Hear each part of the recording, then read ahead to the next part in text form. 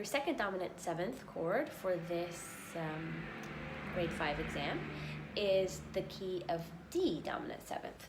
So in the key of D, find your starting pitch, D, E, F sharp, G, A.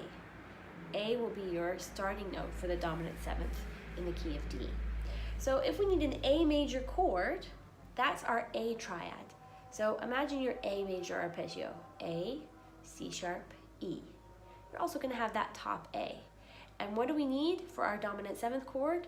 One more note. That fourth note is your seventh. So in this case, you've played your A, C sharp. The next part of the dominant seventh is going to be the minor third, E to G natural. So you'll notice the first note and the third note of these arpeggios are always in exactly the same position.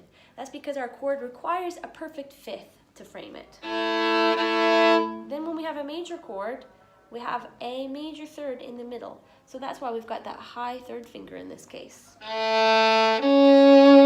Our same one position, but now we've got the minor third. So this is a normal one, normal finger position for third finger, which is an octave with your G. That should be a really ringy note, so it's nice and easy to tune this one. And then of course you're going to put the octave A on the top. So the first group of 4,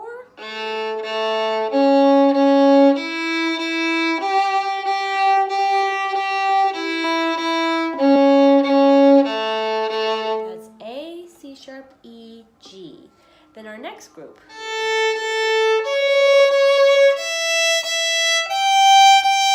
exact same concept, but our major third this time comes from A going to the high 2, the C sharp. And then to the low 2, the G natural. So another pattern with the moving final finger.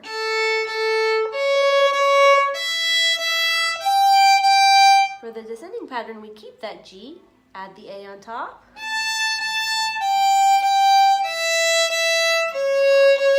Remember to reach for that C sharp. You can test that note with the E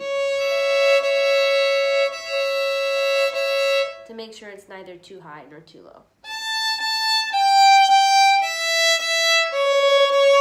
Then you're back to the next group.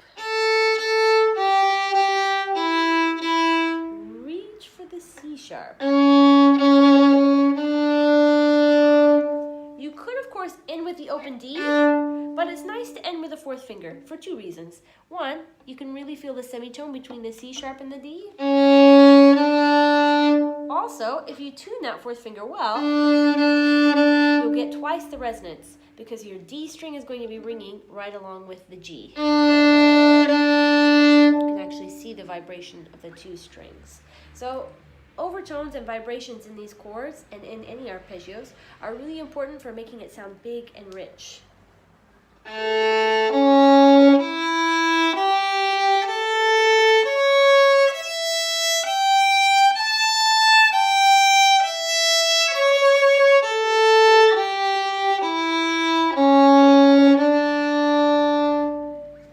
Now, if you're still having a little bit of trouble going at that tempo, it's perfectly normal when you're first starting out your practicing of the dominant sevenths. So you can also change these groupings to much smaller groupings. So rather than putting 4 notes in the group, you can try your first group of 2 notes. And then the next 2. And then 3.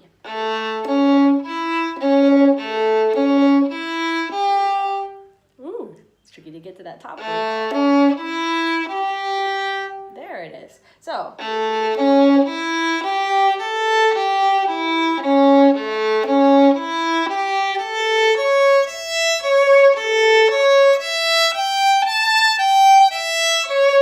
when I play it like this, it actually starts to sound like a tune.